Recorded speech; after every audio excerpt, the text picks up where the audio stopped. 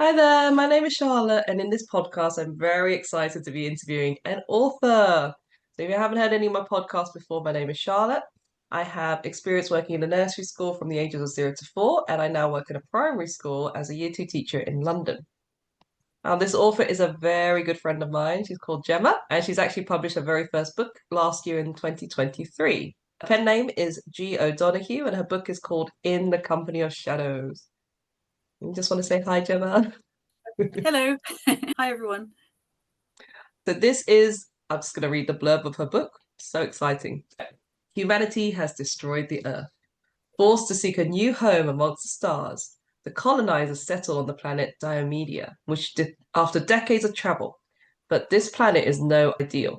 It is infested with parasitic creatures called shades that attack humans who are also, once processed, a source of energy which the colony needs to survive.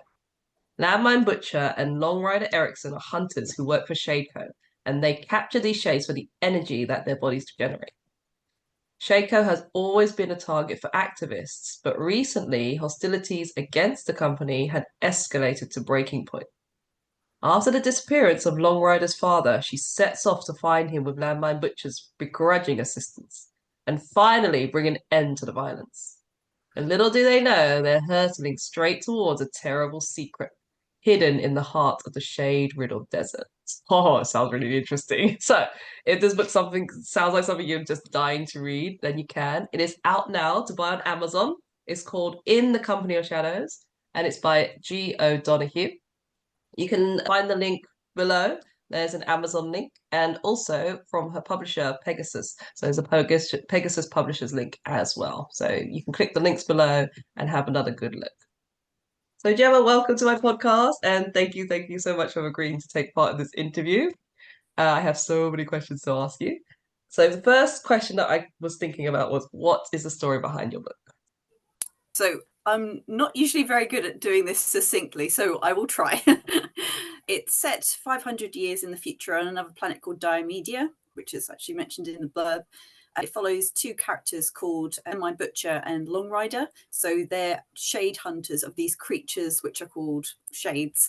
And they inhabit people's bodies and turn them into zombie-like creatures, like a parasite. But then also as well, when you put them into animals' bodies, they burn as a energy source.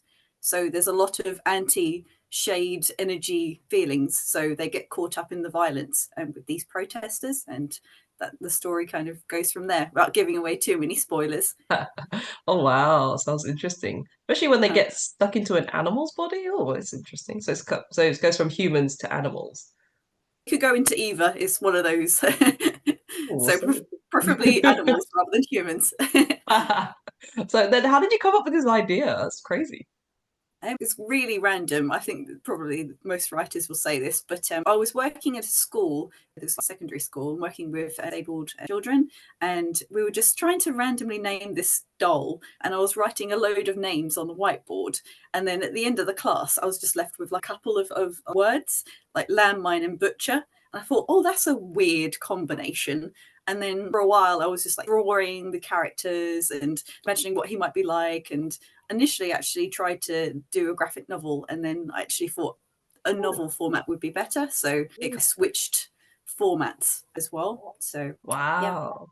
Do you And think it it kind of could grew be from there. just a question, could it be turned into a graphic novel if you think about it? Ooh. I would say so, but maybe with someone who's got better skill set than I do. Wow. So how long did it take you to write the whole story or write the story that you came up with? I would say maybe like 5 or 6 years on and off. Oh. So yeah, I didn't work on it consistently, but just like big gaps in time in between, and then coming back to it after a few months. So yeah, with all the edits, I'd say about 5 or 6 years. Oh wow. So then how did you manage writing with the book and working full time? I assume you're working full time. Did you find the Mhm. time to write it and edit it and get it all done? So, well, it's quite tricky because I do work full time and quite an invasive job. I don't really work with kids anymore. I actually work as in a payroll firm, and they're quite long hours. So Monday to Friday, I work into the evening quite a lot. So it's not usually an evening opportunity. So it's really just weekends that I have the time to write. So not a lot of time, and have to be quite strict with that as well, because otherwise I wouldn't write at all. So so you had to. Did you set up a schedule for yourself on the weekend then? yeah, so I would set up a schedule. I'm going to write in the morning X amount of words, and I'll write in the afternoon X amount of words. I also had to schedule time and not do any sort of work as well. You need to have your breaks in between. It's Nice. not sustainable. So. Cool. So then what kind of things did you have to research to get specific information for your book? Because I can imagine, well, it is another planet, Diomedia, but I guess you could make stuff up. But did you have to research anything for it or look into things?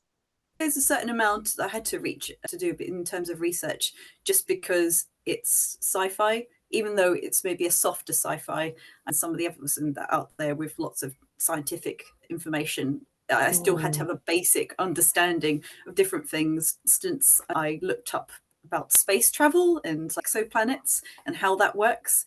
There was actually a really interesting book that I read called The Cosmos, A Beginner's Guide, I believe by the BBC.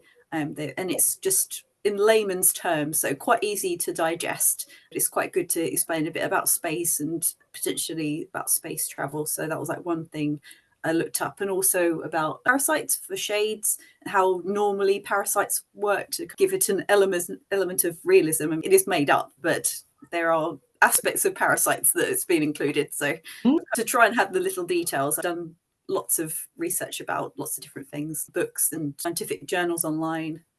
Oh, cool. Oh, you did a lot of research then to get this out, and then it's probably for like you're doing this on and off as while you're working and on the weekend. Wow, really good. Oh my God. Yeah, well done you. I'll be able to do that. I have my weekends to get on it. Oh wow. So then how did you go about finding a publisher then? Because you must have been thinking, wow, I've got a really nice book and I just want to publish it. And all those writers out there, people who are thinking about publishing their books as well, what advice could you tell them? Like, how many publishing companies did you have to go through before you found the one? Well, so the process is usually that you go to a literary agent and try and one of those.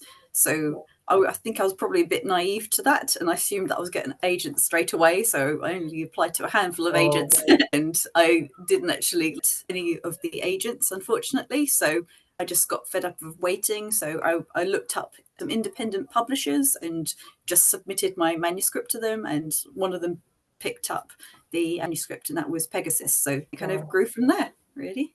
Oh, lovely. So it just means that basically don't give up, just keep sending your stuff out there. You just have to push through, because there's a lot of rejection when you're in the creative industry, and you just have to become hardened to that. So the only time that you fail really is when you stop doing anything with it. So you can't be afraid of bad feedback or people not replying to you, because it happens all the time. So you just have to get used to it. Oh, And eventually you'll get there. Push past the rejection. Get through it. Linger on it too much. Sit with it a little too much. Just move on. Writing's very subjective, so not everyone is going to like it, but some people might love it. So there's a book for everyone out there. So of course. So when you were writing, were there any moments where you may have found a bit of maybe writer's block? What did you find helped you when you had those kind of times? Because maybe you had a weekend where you just felt like, oh, I can't be asked today. So what kind of helped you to push past those kind of moments?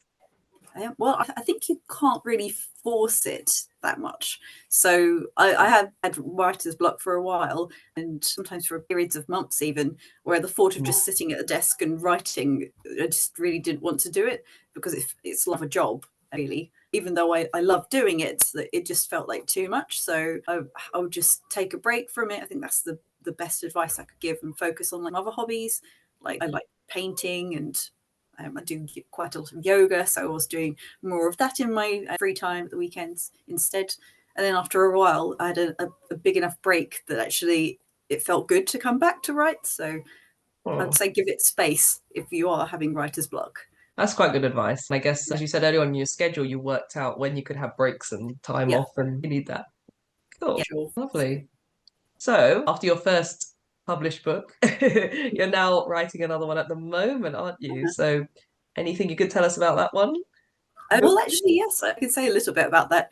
I've actually finished it technically. So I'm at the submitting to literary agents at the moment. So it's called Exile from Rikin. It's called Exile from Rikin, and it's a adult sci-fi. It's basically a coming of age story, but the twist being it's an alien coming of age story. Oh, nice. I like the twist. That's what I'm currently working on. And actually, it's been recently longlisted for the Virginia Prize for Fiction, so that was exciting. Super exciting. Oh my gosh, yeah. Tell me how that goes when you finally hear about it. Amazing. I will do. Definitely. Oh, maybe I can read a bit of it as well. Yeah. Sneaky peek. Little sneaky peek.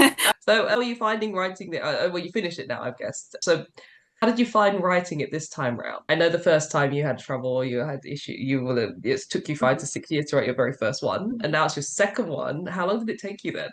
What did you find the differences between then and now? Yeah, A lot quicker. Ooh. Maybe 2 or 3 years tops, I would say. Oh, a lot quicker. And then you found time, I'm guessing, similar thing, you did your schedule and worked it out. But it gets easier as you go along. I would say so. You get more used to planning out a book. With the first one, it's harder to understand how to plot out a really long book, novel-sized book. So it's kind of just working through that process.